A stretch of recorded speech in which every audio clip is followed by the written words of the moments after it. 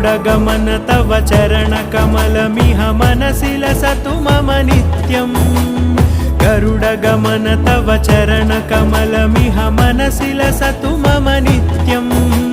मनसि लसतु मम नित्यम् मम तापमपाकुरु देव मम पापमपाकुरु देव मम तापमपाकुरु देव मम पापमपाकुरु देव